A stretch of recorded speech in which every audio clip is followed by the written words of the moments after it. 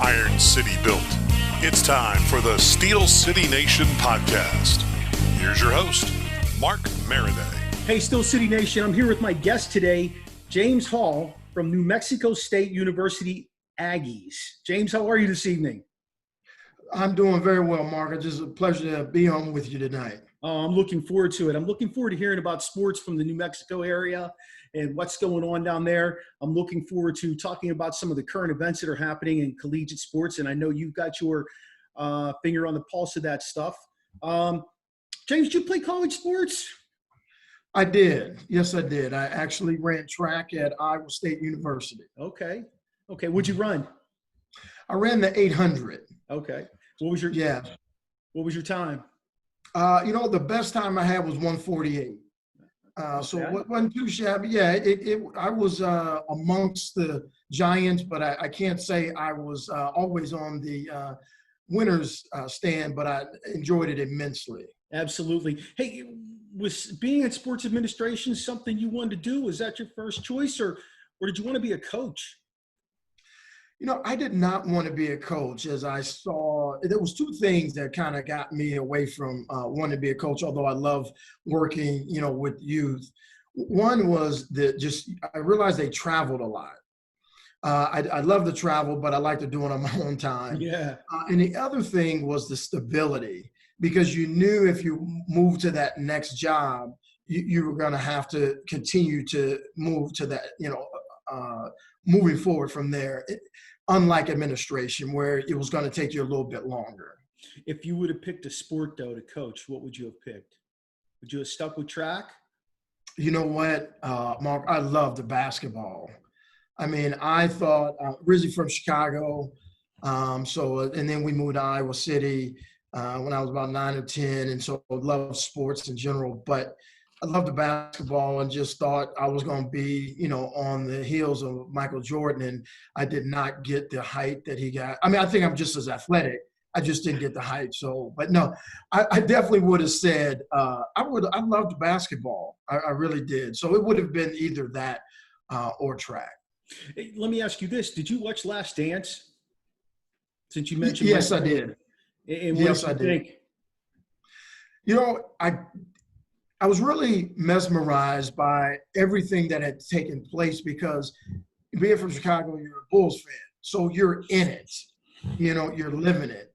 So you're not really outside in, but you did know this. You either loved the Bulls or you hated them. Yeah. And since I loved them, we were all in. But watching that, I thought they did a great job putting it together. And I think they told a tremendous story about just how gifted he was. Now, it also shows the competitive nature, and it showed the other key components, because I've always said, until Michael Jordan didn't get great until the pieces were put together. Right. And that's when you had the Scottie Pippens, the Dennis Rodmans, obviously Phil Jackson. You've got to have upper management. But I thought they did a great job of capturing all of that.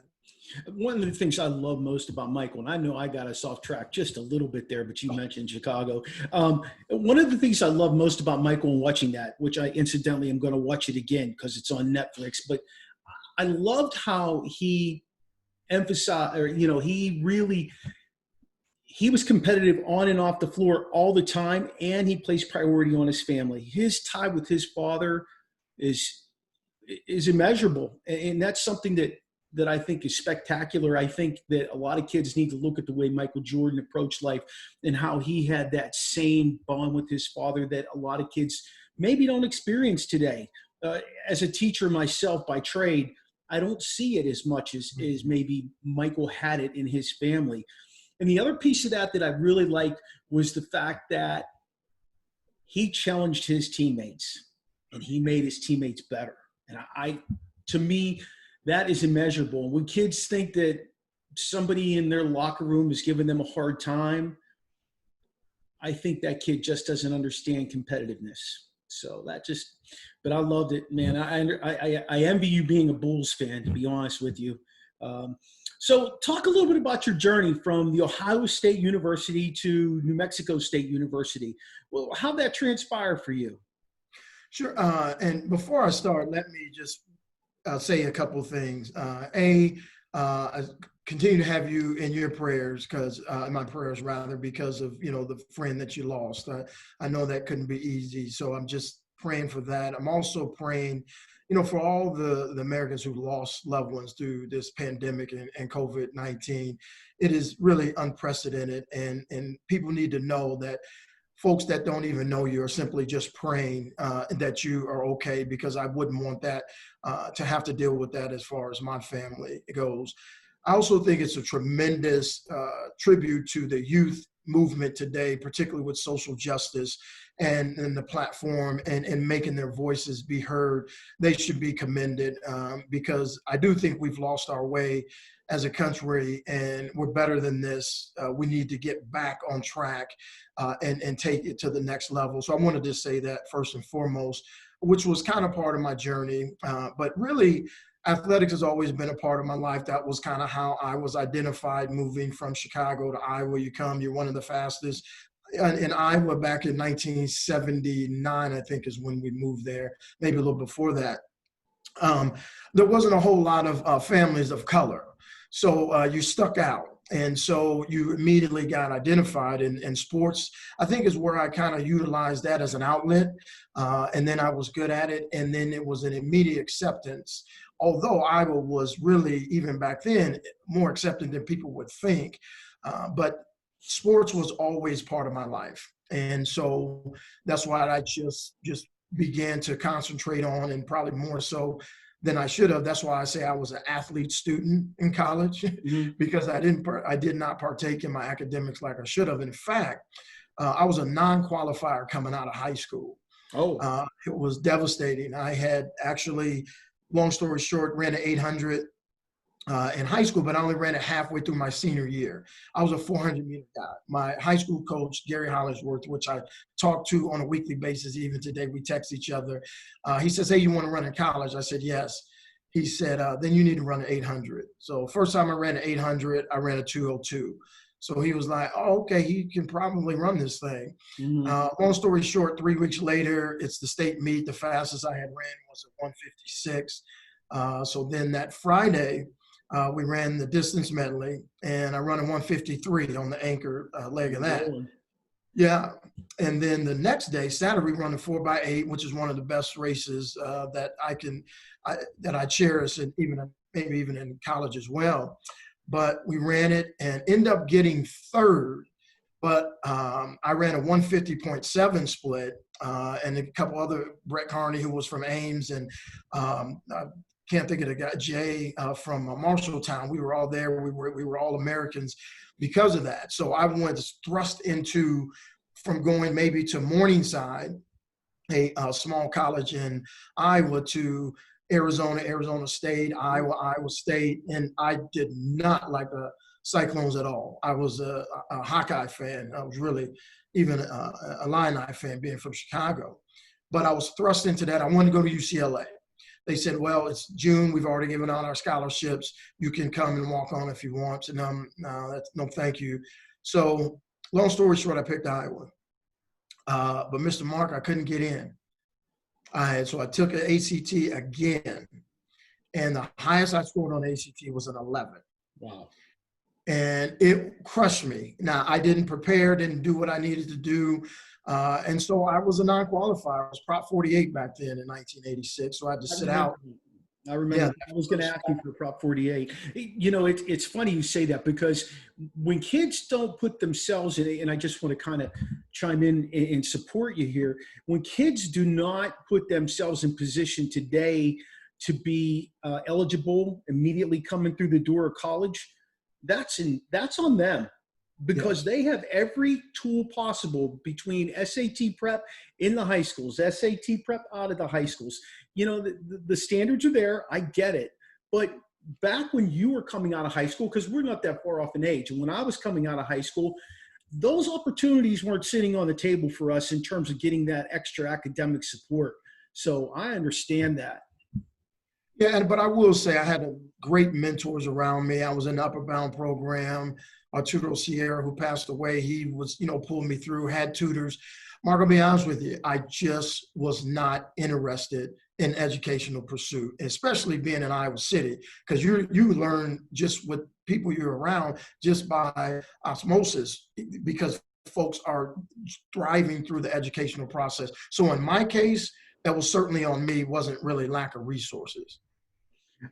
So at Ohio State, you get there, you become an academic counselor. That's your first position out of college. Am I correct? Correct. Okay. So how's that work for you? Here's a guy who struggled through high school, was a Prop 48 going into college, didn't find education to be, didn't find himself to be educationally driven, but yet you got it at some point and you're like, you know what? I need to help kids get through this. So talk a little bit about that for me. Sure. No, I think you were spot on. I mean, I think when I had the opportunity to go to Iowa State, the funny thing is I tell a lot of my teammates and friends, I never thought I wasn't going to graduate from college. I knew I was college material. That didn't bother me. I just needed to be more disciplined. Mm-hmm. So I had a lot of great people along the way, professors, et cetera. And then I got my bachelor's degree in speech communication. And I went out, so I needed to get a job. And I went out there. And I remember his name was Al Carter, and he was part of the Black programs at Iowa State. And he said, hey, what do you think about grad school? I'm like, man, I'm not going to grad school, man. I'm trying to get out there and get some money. So I go out there, my bachelor's degree, and I went job hunting for about 2 or 3 weeks. And Al Campbell is what it was. And I went back to Al and said, grad school, huh? I said, yeah, let me think about that, because I don't think I like this corporate piece. So long story short, I had to really work my way in because I only graduated with a 2.3 coming out of Iowa State, and you needed a 3.0 to get in. Well, long story short, I continued to work and we had a 3.0, above a 3.0 my first semester. Then they said, I'll let you in. Second semester, they let me in, they didn't. I said, okay, well, I had an opportunity to go to the University of Florida because they were really looking for other individuals to come into their program. And I went back to Iowa State, said, yeah, I'm gonna go to the University of Florida. And then they said, no, we'll go ahead and accept you. So long story short, I ended up graduating with my master's in higher education and student personnel services, and had 3.5 in grad school. So the work wasn't the problem. But that was thanks to Steve McDonald, who was the director of academic services at Iowa State at that time. And he says, James, I think you have a great story to tell. And I think the kids would listen to you because you've gone from being in their shoes to understanding the value of education. And so he took me under his wing. 1994, we went to Chicago for our national convention, and we presented the majority of one program, which I had created, was to establish a balance between academics and athletics for particularly minority student athletes at predominantly white institutions. We go there, do the presentation. Individuals thought I was a full-time staff member. So Roxanne Price, who worked at Ohio State at the time, went back to Kate Riffey, who was the boss at the time, and said, hey, you need to look at this guy. I think he can bring some great value to Ohio State. So they brought me in and was offered the job because of the majority of one in the minority student athlete program. I was there for 10 years and absolutely loved working under that. In fact, I was the first Black academic counselor that Ohio State had, and that was in 1994. Although they had integrated years ago.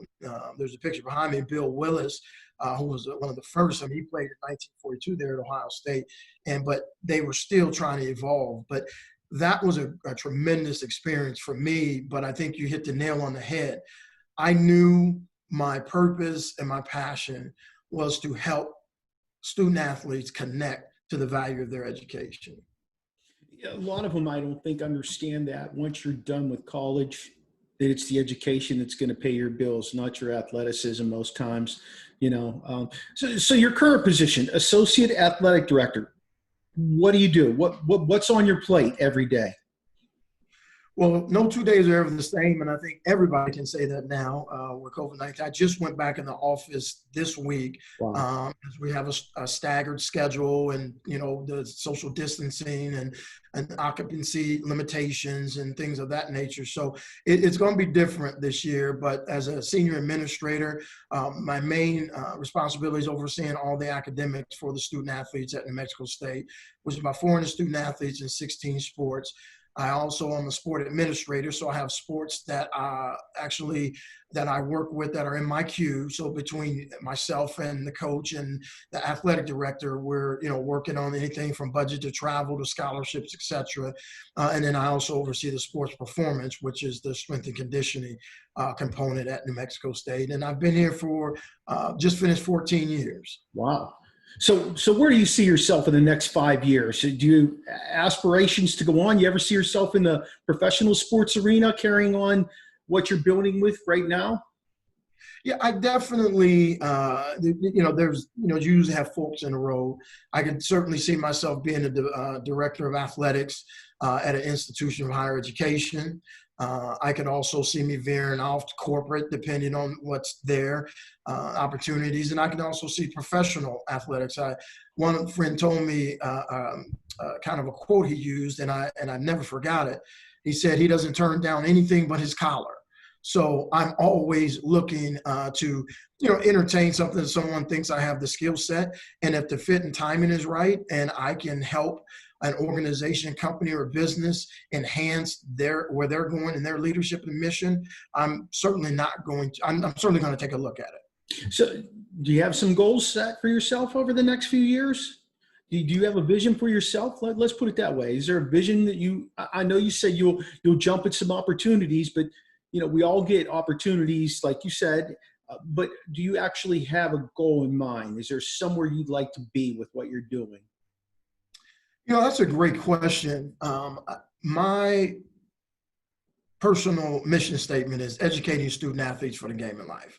That's what I've believed in. And wherever that takes me, I will go. But I know I'll be one of not the best.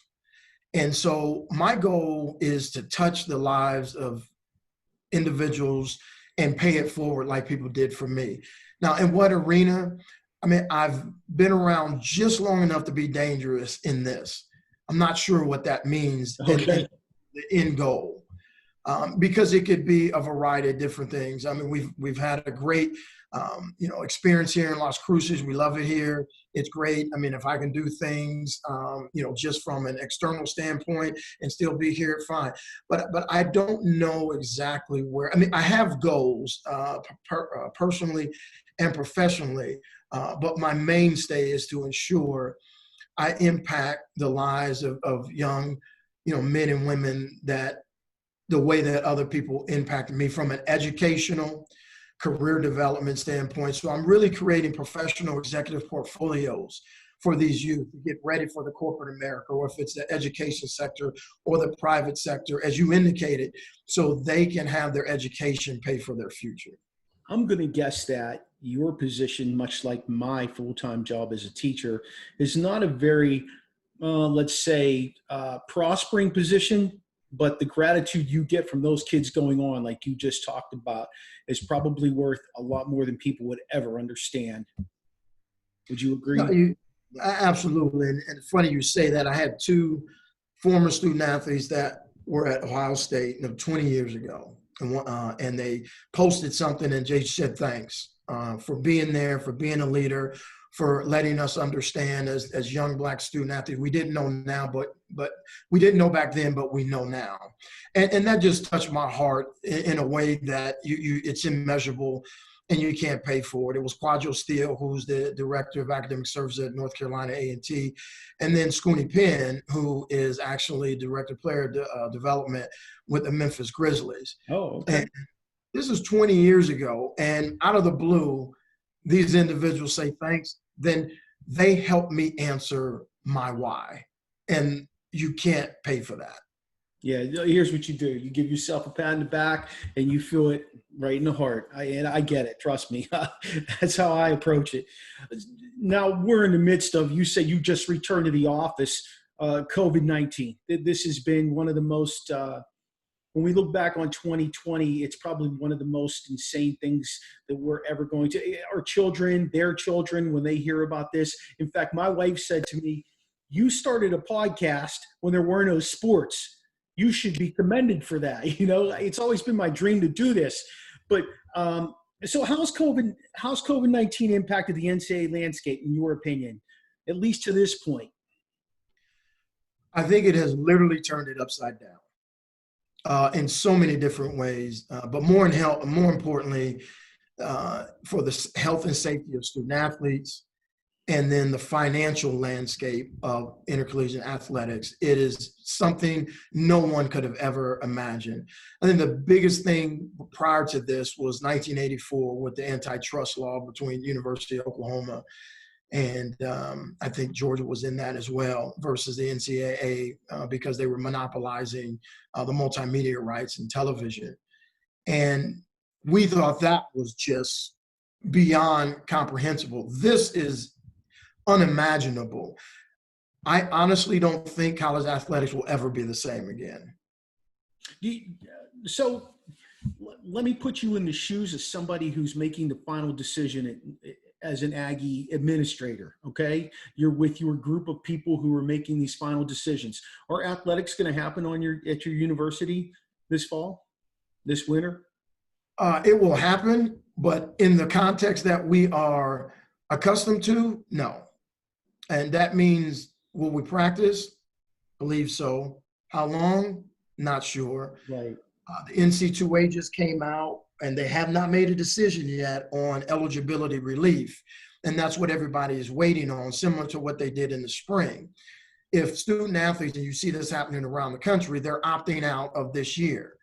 The question is, will they get that year back next year based on them opting out because of the concerns of COVID-19? The NCAA has to make a decision on that, and then we can begin to kind of move forward down the line. Now, I still think the elephant in the room is COVID-19 because it's the unknown, it's the unseen, and the variables are uncontrollable at this point. So we have literally shut down the country since March. And now we're about to do the Southwest, ding, you're free to move around about the country. I think we're going to see cases spike because everybody's going to be congregating again. And so what does that mean for the plan that you already put in place? Right. Because if the cases go up, which I believe they will, and this is by me doing what? Not me being the experts, but listening to the experts, the health experts, the scientists. Nothing they've said has been outlandish. In fact, they've been spot on. And why we are misbehaving ourselves as a country, I'll never know. We've had the indication from China, from Italy, from Europe. We knew it was coming, and yet we decided that we were going to not take the recommendation of the experts. And that's disappointing to me because it's impacting the lives of so many across all spectrums because COVID-19 does not discriminate. And why we're not bonding together and becoming a better country, and the country that I know we're capable of, is the biggest disappointment, which in tune, to answer your question, is why I think there's still going to be a tremendous impact for fall sports and for college athletics, because there needs to be a decision made in the next couple of weeks. And then once that's made, fine. Even if we say we're going to start, you still need to give, example, football, 6 to 8 weeks to prepare for a game. So now you're talking the end of September before like the SEC plays. There's a whole lot that's going to happen between now and then. And based on the information I've been looking at, I've got multiple friends who worked at the National Institute of Health. They're cancer research doctor at Howard. The other works for U.S. Pharmaceutical. They've pretty much given me information to say, hey, you need to make sure that you pay attention. So I think it's going to impact college athletics even a little bit further in terms of fall sports. I mean, just look at what happened when Clemson returned to their off-season workouts. They had 37 players diagnosed with COVID-19 in just such a short period of time. Then you had the Marlins return to baseball, and what do? They go out and have some fun in Atlanta. I mean, like you said, people don't want to listen. I read things all the time about people that I even know that they contest what's going on. Do we really know? Like, I don't know. I just don't know. I guess I err on the side of caution. I saw 2 different articles today. One was an article about Georgia schools opening up, and they opened up in their entirety, and there were a picture of students walking down the hallway. Maybe a handful of them had on masks. It was a crowded hallway, and I'm thinking to myself, my gosh, I'm glad I'm not in that situation currently. And then I read an article, as you know, about the Pac-12 today. Mm-hmm. In the Pac-12, a lot of those players have band together, and they're using this opportunity to not only protect themselves from COVID-19, but they want some justification with the social justice right now. And it's all fair, and I think that it needs to be put on the table. Your thoughts? Two things. I'll go back to COVID first and say this. Here's what we cannot deny. Since March, we've had over 152,000 people succumb to this. And yes, I know people talked about it being like the flu, but we didn't shut the country down when we had the flu. And from September to like March, 50,000 people died. The other thing is we don't have a vaccine. We don't have antibiotics. We don't know all about that, about this element. And so we have to pay very, very close attention to this. And this is a pandemic. This is not a United States issue. This is a world on all 7 continents. And so we have to pay attention to that. If nothing else, the numbers. And some people can say, okay, well, the numbers are skewed. Okay, I'll even give you a plus or minus 10% margin of error. Okay, so that's taking out 15,000 people who have, okay, we say that's been reported that maybe they died from something else. Okay. Okay, you still have 138,000 people who have succumbed to this since March. So I get the plus minus margin for error. I get, where we're at. This is, I don't care what side of the political aisle you sit on. This is about life and death. And it's disappointing to see how we're, again, responding as a country. That's just my personal opinion. In terms of the Pac-12, not surprising. I think you saw the the name, image, and likeness that was in Congress in February, and that was really creating a great deal of steam because they were, again, going into the antitrust and students not being able to be compensated for his or her likeness and making, some monetary value off of that. Cool. I do believe that, and I've said it before, student athletes should get paid because they're generating revenue. Okay, but I think what you do is I think you need to tie an educational component to it, and then you tie a financial reward. So I would say once you graduate, there'll be a trust fund waiting for you. And then after that trust fund, I don't know, 20,000, 30,000 at the end. Now you have that, you got a nice little nest egg when you move throughout after you graduate, because they are still student athletes at institutions of higher education. The other thing people have to understand, and they do it every year, it's the USA Today NCAA Finance. They survey about the 230 some odd schools respond to their request every year because they're public institutions, so you have to give that. What people don't understand, there's only 12 schools of the 231 that actually submitted information that are self-sufficient, which means they receive 0 subsidies from their university. Only 12. Of the about 231, that's crazy. 60% of those schools get subsidized at 50% or more from their institution. Right. So while, yes, these institutions are making money and they're profitable, only 12 are self-sufficient. Everyone else is, but now some of them they're only being augmented through the university, maybe 1%, 10%, 20%. But the great deal of them are not self-sufficient by any stretch of imagination. So those dollars that they're bringing forward are also, it's kind of like the more money you make, the more money you spend. Right. Okay. And because your expenditures will always rise to meet your income. That's just facts. That's just what we do. And so there is money to be made. I think there's a structure for student athletes to get paid, but I don't believe the money is out there as much as people think it is, because you're opening up, there's 500,000 college student athletes. That means every one of them would be eligible, scholarship or not, to be able to parlay their name, image, and likeness for monetary value. I've always kind of felt like by having a full scholarship of education at a higher institution, that was your pay. You know, maybe a stipend or something on top of that, but that's my personal feelings. I do get the likeness part of it with video games and all that kind of stuff. I get it, even you know, because you're filling a stadium or an arena, but you kind of, you know what you're signing up for when you're offered a scholarship to a certain degree.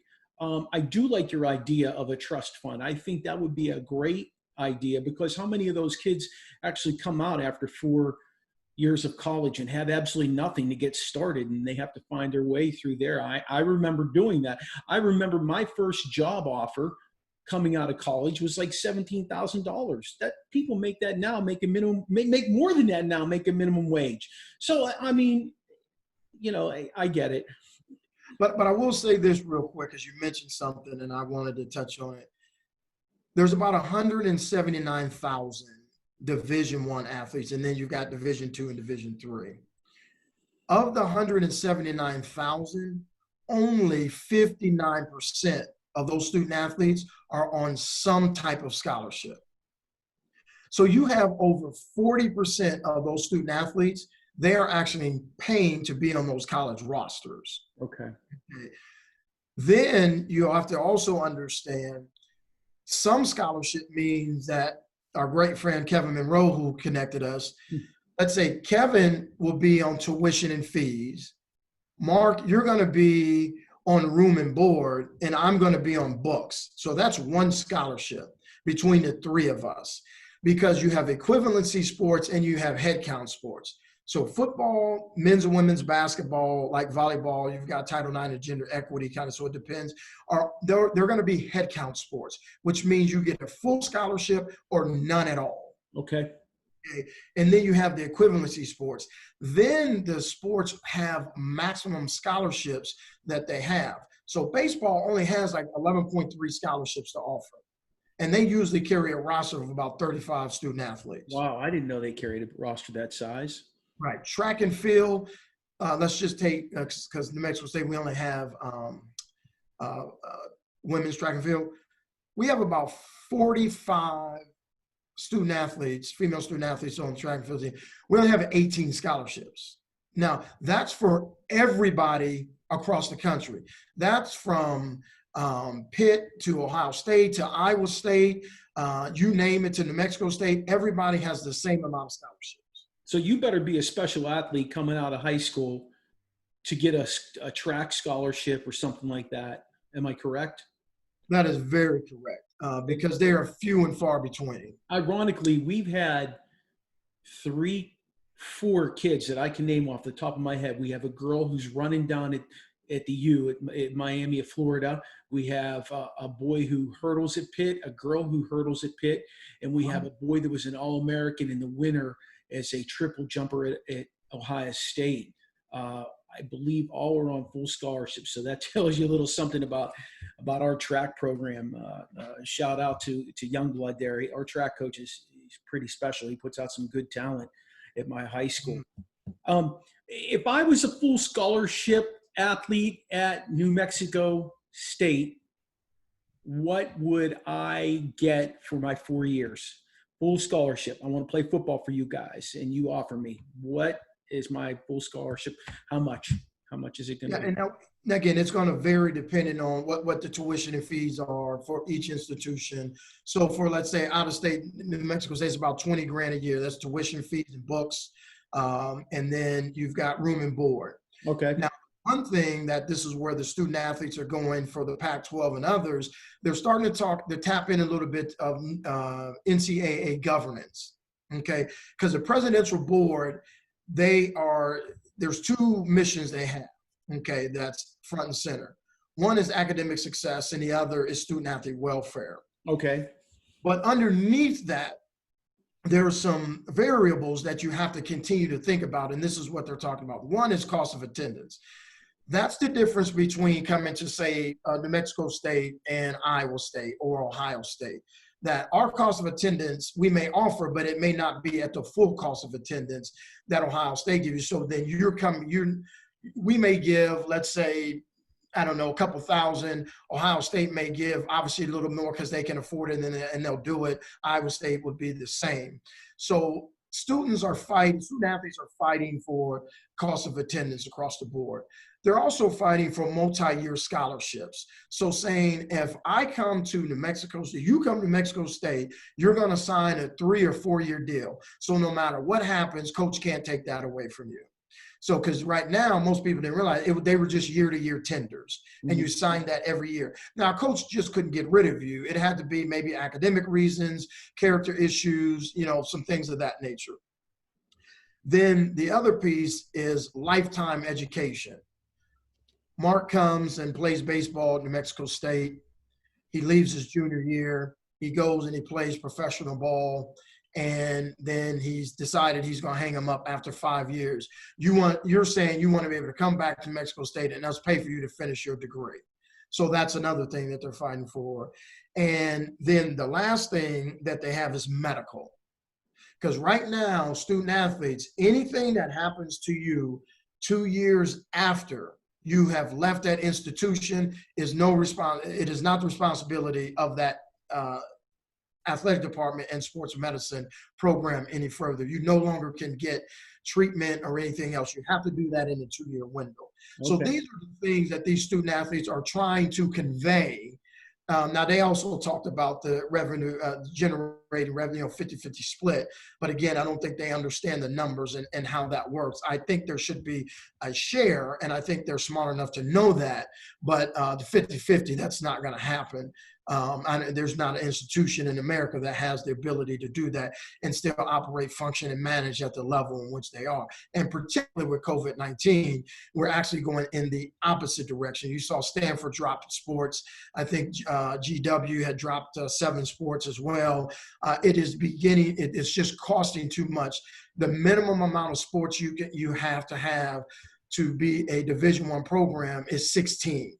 Okay. So Stanford had 36. Well, that if they can afford it, by all means. Ohio State has 30. You'll see people starting to come back towards that 16, which means it's going to take some opportunity away from some of those individuals. You might have a rifle team. You might have a bowling team. You might have a skiing team. Some of the less popular sports, or those sports that are just, equestrian, that were, they called them emerging sports that never got past the 22 to be an NCAA sponsored sport. So those are the things that they'll be looking at. But that's what the student athletes are talking about and what they're asking in terms of the NCAA governance at this point. Okay, that makes sense to me. Will they have the opportunity to reintroduce those sports then, or do you think money's going to be such a factor long-term by everything we've lost with this disease that some of those may not resurface for some of those schools? Yeah, I think athletics is no different than all of the companies, organizations, and businesses that have taken major hits. Unemployment, people have lost their jobs, and restaurants won't be reopening. Athletics is going to be the same. Folks are not going to surge economic development back into athletics like they used to, because you're going to have to watch. So if those sports, if you're having to pull away, I find it hard to believe you're going to be able to bring them back in the future. That makes sense. All right, so let's look at the social awareness. Let's look at the social awareness. How are they going to be able to introduce this in? What are the college athletes going to be able to do? And I know some of them already have a plan in place of the way they want to introduce it in. What's going to be recognizable and feasible for them to do from your standpoint? Sure, because everybody's talking about change, and change requires action. And so those initiatives, they have to be measurable. Okay, and you have to be able to assess and evaluate and have your key performance indicators at the end of the year and every year.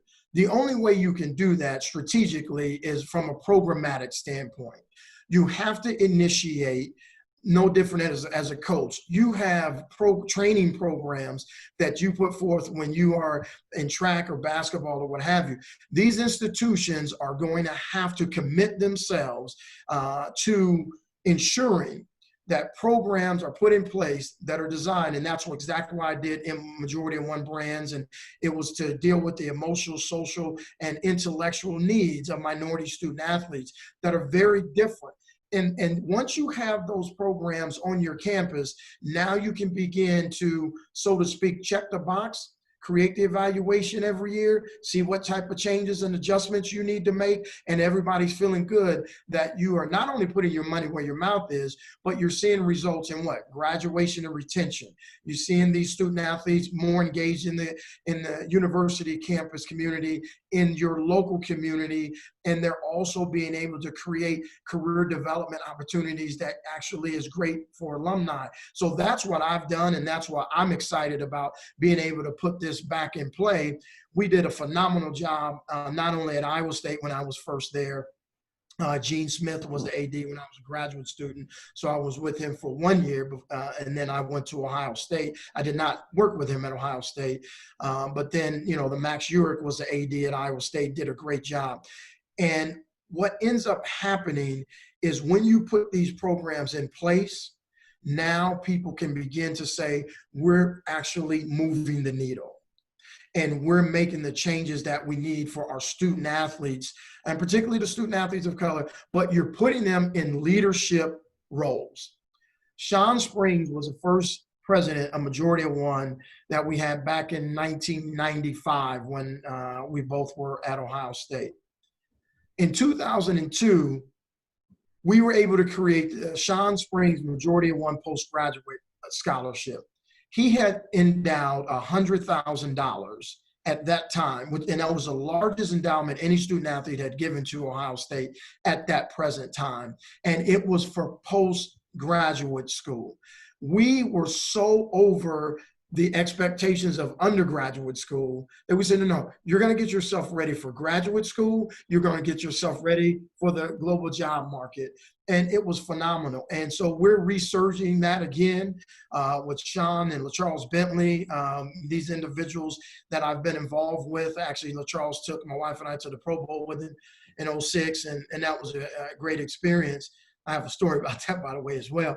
But these individuals, LaCharles owns his own company, OLB Performance, and he's got his own agency now that represents offensive linemen. Sean has his WinPack, his own company. He's working in D.C. With major Fortune 500 companies, and we still talk today about strategizing, about initiating and getting these students to where they need to be so that we can make an impact for them in their communities. That's awesome. I love hearing about the steps that you have in place. When you were talking about how you need to check the boxes and things like that, it just makes me think about the way I approach teaching the kids in school and how we try to guide them in that same way. We can't teach them morals and values, but we can model them. And oftentimes, a lot of the things that you just spoke about is the way we try to model that so that they latch on to that and carry it forward, kind of like you guys are doing with your Majority of One brand. So with this virus impacting things, what do you think recruiting is going to look like in the 2020-2021 season? Is it going to be I know it's going to look different, but how's it going to be impactful? I mean, let's face it, right now is a time where kids are going to camps, football camps, they're going there, they're displaying their skills, they're getting their offers. Basketball, they're playing AAU, they're getting watched, they're getting their offers. That's not happening quite as much as it would. So how's recruiting going to be impacted? That's a great question, Mark. And recruiting strategies is going to have to change for everyone. First and foremost is changing, like you and I are talking, virtual. That's what it's going to be first and foremost. I think the second way it's going to change is students and parents understanding your child's brand. And what I mean by that is it's going to be their athletic brand, their academic brand, and their social brand. Because now that's important, because coaches no longer have the opportunity to kind of fly here, see this, see that, catch a guy doing this, and it's going to be word of mouth. So that letter of recommendation from Mr. Mark is going to weigh very heavily. That maybe after school job you have for 6 months, it's going to weigh very heavily, because coaches and everybody's going to start looking for discipline. Now, don't get me wrong. Let's not fool ourselves. You can't teach height and you can't teach speed. Oh, so that's still coming. So that's coming. Those folks are, but those individuals are a dime a dozen. Yeah. Okay. That's what folks have to understand when you're moving through the process. So that brand is going to have to be important. And students and parents, the one thing you're going to have to be is realistic. You're going to have to know the numbers. You're going to have to do your homework. Mark's a baseball player being recruited from New Mexico State, but he hasn't been offered yet. He's a first baseman. I'm a catcher. Okay. We've got 3 catchers. One is a preseason All-American. The other played a little bit and still got honorable mention All-Conference. And then the freshman that came in last year, they're saying he's better than those 2. Mark, I'm not sure you want to come to Mexico State and be a catcher. You're really going to have to look at the grand scheme of things. And that's what I mean, knowing your brand. And then understanding out of state and scholarships, and can they offer? Well, they don't like me. We don't have any scholarships left. It's not that they don't like you. They don't have any left. Where are they recruiting? What's their recruiting footprint look like? Do they go to the Maryland area? How many kids on the East Coast are on New Mexico State's baseball team? Okay, do you know anyone there that, in case you're away from home, that you feel comfortable with? All of that is going to have to play and role. And you talked a little bit about your daughter, and where she's going in that next level. You've kind of done your homework and your research and trying to say, okay, I think this is going to be the best fit. Because here's what everybody has to understand. There's 8 million high school students who participate in athletics. Mm-hmm. Only 6% go on to participate in college athletics. So 94% of them are not going. Okay. Yeah. There's 22 million youth from the age of 6 to 12 that participate in sports, and there's 500,000 college athletes and 5,000 pro. So do the math. Yeah, exactly. Scholarship otherwise. So that's where that's why I think the landscape of recruiting is going to change. As far as my daughter goes, with her going to be a freshman in college, we told her to select a location where she potentially could play softball, but she wants to be a nurse. And we made her understand very clearly that being a nurse is going to be her career. As much as she loves softball, as good as she's been at it for years, she gets that part of it. And I don't think every kid coming out of high school clearly understands that. And I'll tell you another thing that I'm seeing a trend, because even though I have not actually been coaching, I still have very close ties with the coaches all over the place in our county and other places. I'm seeing kids reclassify. Kids who maybe that would be graduating this year might be going to a private school to get an extra year of high school so that they get the looks they want because they couldn't go on to camps this summer. Good or bad, I don't know. That's up to the kid, his family, and whoever's guiding them. I just want, like you said, I just want the kids to take a step back, realize who's being honest with them and where their abilities are. Because if you go on and you have another year of high school and you're not going to actually make it next year, or you have a subpar year, you better recognize that you could be a year into college and you might have gotten a different opportunity going forward. So, that's my take on it from my perspective as somebody who sees it at the high school level. Yeah. All right. So we're going to see NCAA sports this fall and this winter. Nobody in the crowd, right? There's not going to be a soul. Not going to be a soul there. Yeah, I just obviously you saw in the state of Ohio where they had, the Ohio State, the Cleveland Browns, and the Bengals that they would have no fans at their venues, and that's a telltale, which means I'm not even sure we'll make it again to the first game. That's just me what I see. We may have it, but it may be postponed. It may be canceled, pushed back to the spring, all that, because there's just a lot going on right now that no one has the answers for, and that is very untypical in terms of how businesses run. Well, let me ask you this. Let me take us down a little bit of a different path. And you maybe answered this already, but what's been your greatest professional accomplishment thus far? It is no question being able to be a part of the academic success of the student athletes I've worked with, and over the last, I'm almost in this thing 30 years, and it's been about a little bit over 4,000, almost 5,000 student athletes that I've had the opportunity to work with directly and indirectly. And when graduation comes and those smiles on their faces and their parents and their brothers and sisters and friends, it is just such a joy that every commencement it's more and more exciting. And I've had the wife and I've had two boys be able to experience the same thing, and so it's been great. But I would also say that what I cherish just as much is what we were able to accomplish with Majority One Ohio State with Sean Springs, because you talking about being a trailblazer and what he did and putting your staple there and paying it forward. It seems like it was yesterday. So I would have to say those two elements are my probably most proud accomplishment and thing that I cherish the most. Yeah, you always like to have those things that you look back on and you kind of get that little smile about it when you think about it, because you can talk about it at any point in time and it makes you most proud of everything you've accomplished. So can you talk more about Majority of One's brand? Can you tell me the inspiration to create it? Is it still around for you down in New Mexico State, or did you leave it at Ohio State?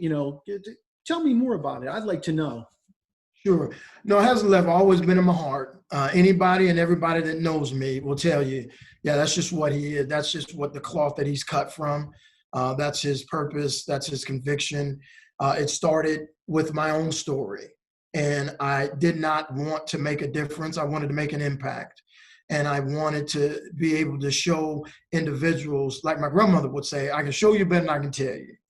And it came from her saying, always believe in yourself.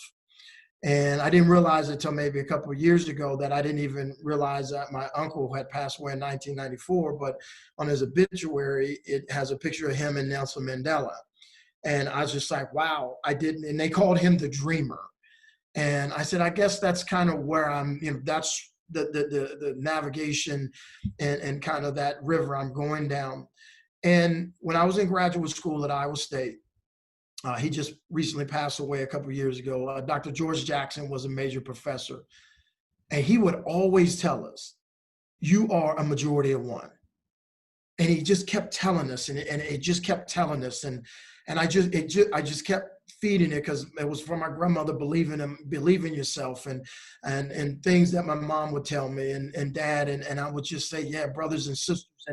And it just was that conviction that I got. And I said, this is what I want to do.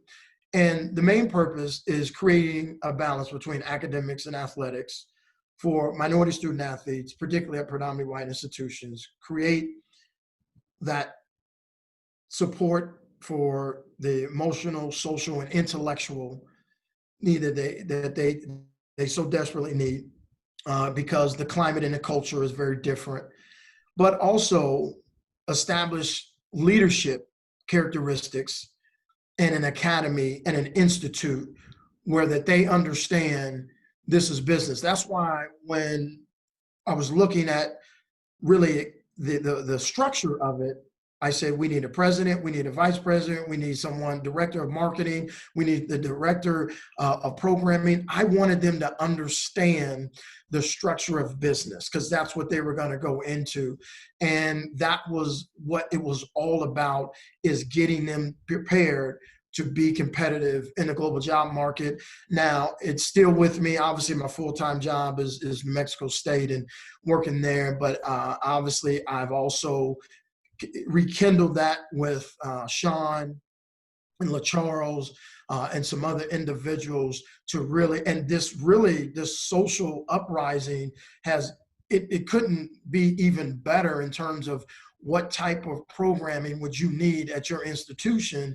Well, you're looking at it because it's proven that it's successful graduation and retention rate wise. It's getting them connected to the community.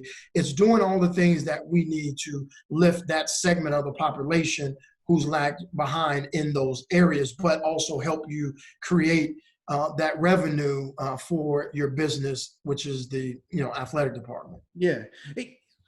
So you talk about getting the kids to buy in and get their academics up. You mentioned it in that sentence there. How did you take a school that had a 52% eligibility rate to a 90%? How'd you sell them?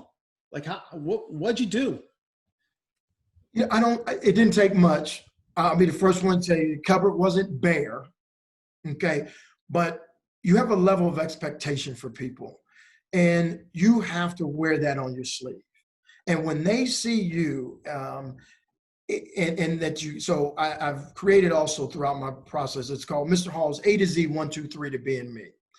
So Mr. Hall, the M is for manifesting, the R is for respect. So when you put those two together, manifest and respect, it is to put beyond doubt the quality of self. Okay. So that's the first thing. The second thing is the A to Z. So I've created an acronym for every letter of the alphabet. So BEST was, believe every step is a testimony. And then C is care, celebrate academic responsibility every day. And you carry that. And this is probably almost 20 years ago now, I had a colleague, Jackie Brown. She said, she knew I did acronyms. She said, James, I want you to make me acronym. I want you to create one for relationships. I was like, whoo. I said, man, Jackie, I said, well, that's a tall order. Well, Mr. Mark, let me tell you, that's the one I've used the most because it is about building relationships. And that's why I say it's all about relationships. So the acronym for relationships is what I think has kept the successes together here at New Mexico State and other people and other places that I've been. And so the acronym for relationship is a rapport everyone links and trust in one's narrative story and historical individual parallels systematically. That's very powerful, James. That's very powerful. You said probably about 4 or 5 things that I think that I will carry on with me when I get back into the classroom. And one of the things you also said was you didn't want to make a difference. You wanted to make an impact. And when you start tying together a majority of one's brand and what you did right there with that statement and how you put together that acronym for relationships, I mean, it really should take your people that you are directly involved with to a whole nother level. And I could see why you get those calls and you have those people who look back at the things you did for them, and they probably carry a lot of that with them. So you're to be commended for where you're going with all this stuff. All right. So my last question for you is this. If you weren't in athletic administration, if that was not the field you'd chosen, what field would you have chosen to work in? It would have to have been something closely related to sports. I mean, that's just, I love sports. That's in my DNA. It's my genetic makeup. It's who I am. I still love to compete today. The biggest competition is golf. We got a group and we have a great time there because it's competitive. It would have to be something corporate, but it would have to be sports related. Or if it was education, it would have to be I could have seen myself as a professor in sports management Okay. and in the College of Business, something to that degree. But I also think the biggest thing is being, an inspirational connection for people. And a couple of the projects that I'm working on is obviously M1 Brands, but I've also have a life handbook. It's real short. I haven't finished it yet, but I'm almost there. I promised my sister that I would get that done, and I've actually helped. My daughter's helping me with that because we're going through some things that is helping her with it. But because I say that it's a life handbook, because life, another acronym, learning institution for education is what it is. And it's every day understanding your inspirational journey is a great story. And I don't think we hear enough from people to say it's okay, because every day is not going to be the day you always want, but it's better than most. Yeah. And so that's, I think, the inspirational piece, touching people and letting them know, be the best. Believe in yourself, Yeah. like my grandmother said, become that dreamer, and then make sure that you pay it forward, because you owe somebody. You do. And you know what? When you write your own book as your own author, you have a chance to change a chapter if you don't like the way you started it. And yeah, I like where you're headed with that. I'm looking forward to reading that book once you get it done. So at the end of every show, I usually do a segment called Destiny Definers. And for you, I'd like to include you this week. And I want you to tell me one name from each of your stops that has been impactful in your life. And you can go the whole way back to high school and bring me up to current day. So who impacted you the most in high school, and then go from there? Boy, outside of family and friends, I'd have to say Coach Hollingsworth, my high school coach. Just a man of, you couldn't ask for a better person, and who, with love and care, and that I carry that with me today. So I would have to say Coach Hollingsworth Okay. in high school. How about at Iowa State? Coach Bergen, the college coach, we still talk to him today. He was a tremendous coach and businessman. He made us better student athletes. Now, I was a little bit more of a challenge because I was an athlete student first. So he had to convert me over. But then our teammates, we had some great times. We talked about that on the phone, and even today. And so I would say that my head coach and the teammates, and I couldn't forget the professors, Dr. Dan Robinson and Dr. Ebers and Liz Myers, and just so many people that told me, Dr. Troy Franklin, who's a great mentor of mine. So I couldn't forget the educators who helped guide me as well at Iowa State, and obviously Dr. Jackson. How about at Ohio State? Who guided you there? Who was the first person to put their arm around you and say, here's the way we want you to do it, James, and you gravitated to that? He didn't put his arms around me. He didn't have to. But boy, because he's such a great example, was Archie Griffin. Okay. You talk about, again, I can't say enough great things about him.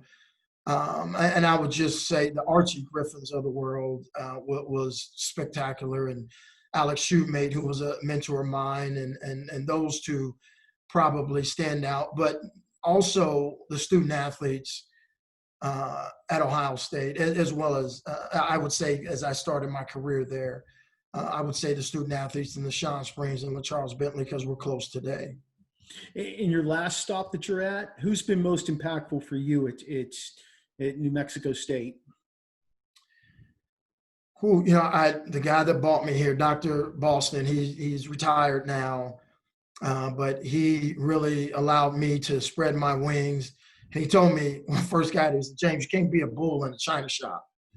He says, you can't just be going every time you get upset about something that it ain't right and ain't just. You need to just kind of, what do you say? You can catch a lot more bees with honey than you can vinegar. And so I said, okay, I got you. Yeah, Dr. Boston's been a tremendous mentor for me. I would have to put him at the top. James, your interview today, you're on my podcast, has been fantastic.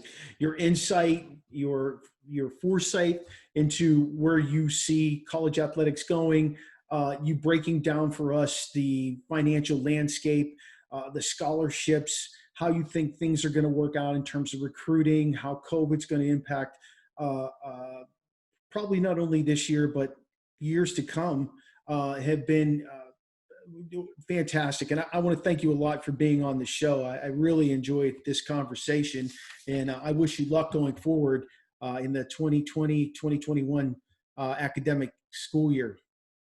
No, I really appreciate that and having me on. I'm glad I get able to share some things, and I would be remiss to say, second to none. I think the accomplishment that makes me smile the most is being married for 29 and a half years to my wife.